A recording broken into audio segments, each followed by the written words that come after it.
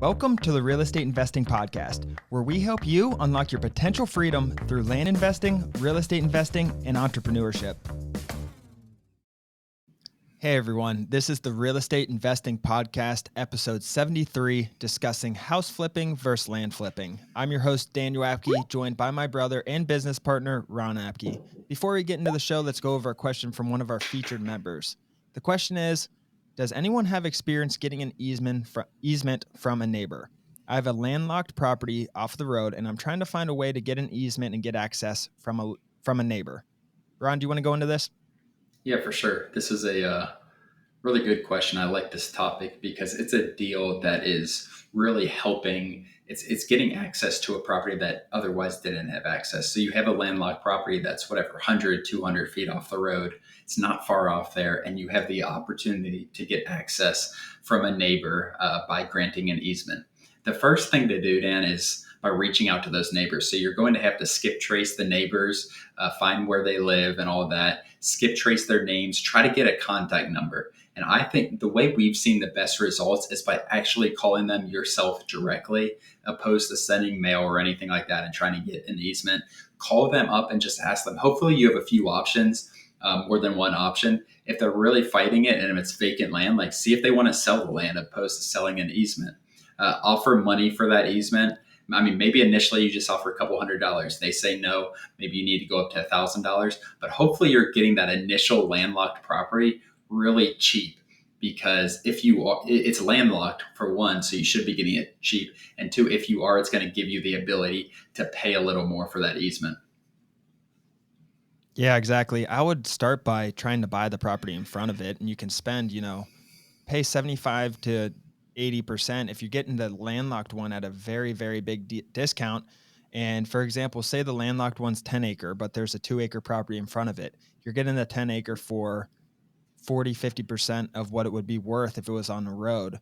So you're buying that 1 acre as well. And it's taking that 10 acres maybe from, $20,000 to $40,000 now. And then you pay that 1 acre, you're paying market value or a little less than market value. You're still going to double your money in that instance. And you're creating a ton of value on both sides. I would try to buy that property first. That would be my first step, if that situation made sense. Second step would be contact the neighbors and get an easement on one of the corners to the property.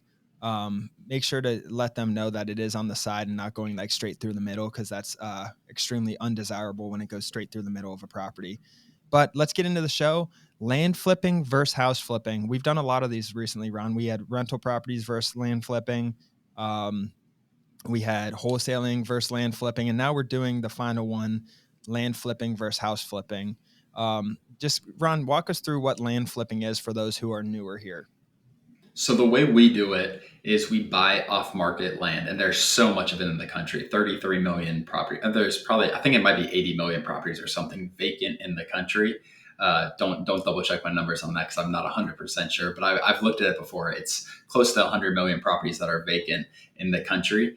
And what we do, we send a bunch of direct mail out trying to acquire vacant land under market value. So 40% of market value, 45% of market value, somewhere around there. And then we resell it for market value or very close to market value. So essentially we're buying land as is and selling land as is. So there aren't really improvements. We do improvements as well, but the majority of our business right now is buying land as is and selling on the market as is. And the big part is we're buying off market land. We are not buying on market land. There's just not enough margins in there to do it like that.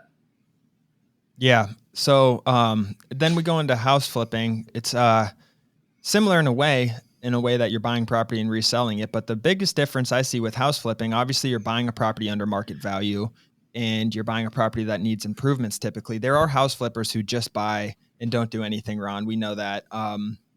But majority of for the purpose of this video, majority of house flipping professionals buy a house under market value, put improvements into it, and resell it with the new value and the new pretty kitchen and pretty bathroom and all that good stuff that goes into that. So that's the main difference that I would just start by saying. Do you want to add anything to house flipping, Ron? No, I think that's it. you're buying a distressed property. What most people know of house flipping is buying a somewhat distressed property. Maybe it's just not updated and that's its distress, but buying some kind of less desirable property and making it more desirable, and that's where your margin comes in. A lot of people do this off the market like we do with land, but there's a lot more competition as well. But yeah, I think you hit the nail on the head, Ben. Especially the last few years, there's a ton of competition in this, in the house flipping industry. Whereas land flipping, people don't know what land flipping is. They don't know what land investing is, and we're kind of carving that road for everyone because we see the value. But a couple main differences that I want to start by saying: when you're house flipping, you need a funding source, right? You need a funding source for structures. It's not as easy in land flipping. We obviously have our partners in the community who invest in this, not a bank back. They're not checking your credit and you're not putting a down payment for anything. They'll put up the money in returns to split the profits in some way. For house flipping, you'll need to go to a hard money lender. Typically, that's what people do. And you put down a down payment on that hard money and they'll charge you a pretty high interest rate because it is hard money, more risky money, and last minute money. So that's one of the main differences.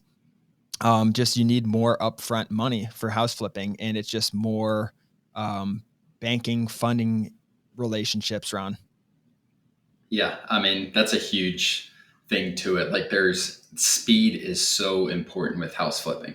A lot of times when we're funding deals or when we're getting fundings, it's a 6 or 12 month contract. Nothing really changes over those 6 months. So if I'm funding someone's deal and we're buying it for $50,000, I'm going to tell them, like, you sell this within 6 months, we're going to split the profits on that. There's nothing like you're not paying me every month like you'll be paying a hard lender a lot of times. Or maybe a hard lender, it just increases every single month. So that's a huge part of it. The money, there's less risk if you're getting funding in land versus, at least how we do it, versus getting funding to go renovate a property. Like, there is a lot of risk there, and those hard money lenders are going to cover their backs and make sure that they are covered if something does go wrong. They're going to get their money more times than not. Yeah. And so, yeah, they're going to be protected. Banks make money, obviously. They're lending money to more risky investments like a house flipping. Whereas on the land investing side, like Ron said, we are taking splitting profits with the investor. So if someone's investing in our property, we're coming up with some sort of split, but they are paid when the property sells. Like Ron said, there's no monthly installments or anything, which make it really nice and easy on the cash flow as well. And then another thing I wanted to go in with, one of the major differences, Ron, is the improvements. We're not making improvements on our land typically. Whereas house flipping, obviously, like we discussed earlier in this episode, you're renovating the bathrooms, kitchens, all that stuff. Sometimes complete tears, gut and tears, and just rebuilding and rehabbing up, Ron. For sure. Like, there's more hands-on work. It's going to be hard. There are house flippers who do this nationwide who don't go to all their properties, but you better have some really good you need contractors, you need managers, stuff like that.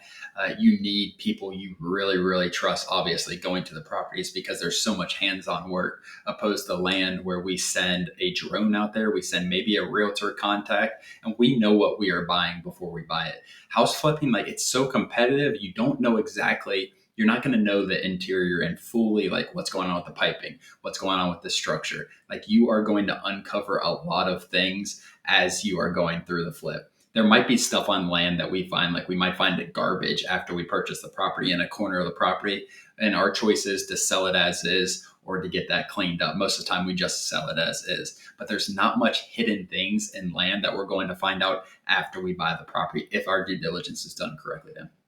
Yeah, and if we're finding trash on that property that we didn't know about, it's typically because we didn't do our due diligence properly and get drone shots there, and the drone guy didn't get a wide image of what the property actually looks like. We really mitigate that risk by getting people on the ground there, looking at the property and telling us, hey, there's 5,000 tires on this property or whatever, or there's a boat on this property, which happened. So yeah, usually we're covered in that aspect, but that gets me into it's just land flipping is much more simpler, Ron. That's just the way to put it. We're not rehabbing a house. We don't need to deal with county permits. We're not, permits is a major issue with flipping houses, and you got to build those relationships within the counties, Ron. And I hear story after story of how projects get held up based on the zoning and permits and all that stuff. Yeah, and we to say simpler, like we get a ton of people who come from house flipping into our industry, into our course, and like that's their first thing that they say when they do 2 or 3 deals. Like they do 2 or 3 deals in their first 2 3 months, make $50,000, $100,000, whatever it is, and that's the first thing they say to us. Like this is so much simpler than houses where they're not going to the properties for land. They just get a drone or a realtor, and these people who come from houses are extremely successful in land because the process is shortened such a you can do deals so much quicker. You don't have to deal with permits. Like they've been very successful, Dan. Haven't you seen a lot of people like that? And the number one thing is like, wow, this is it. They're it's like unbelievable to them how simple it is. Yeah, it's a lot less BS. And then like the worst part about it is like with house flipping, you don't really know what your final product's going to be. I mean, you don't know what it's going to really sell for. I guess you don't with land either, but you're doing all this work, putting money into it. You rip down a wall, you realize, oh, now I need an electrician here because this is here. We uncovered something we didn't know about. So you dump a lot more money into it. And that leads me to my point. You don't know what you're going to put into it necessarily. You can get a budget, and some people are very good at that, but that is a skill. That is not easy to do. And those budgets fluctuate heavily depending on certain things. And that obviously takes experience and time. I'm sure some people have very good eyes for it out there, which is a tremendous skill to have.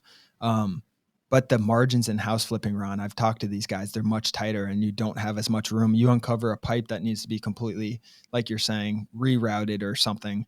Or they ripped a wall open and there's mold everywhere, whatever the situation is, the margins are tighter from a percentage standpoint. You have less room to wiggle with. Some of these house flippers are buying their properties, Ron, for 120 grand and reselling for 180 grand and putting 40, 50 grand in it. That is normal with house flipping. Yep. And I was actually talking to two of our employees this morning, and we had to drop the price on like 2 properties that we were pretty aggressive. It's really good land, but we had to drop the price just because we went in pretty high and aggressively.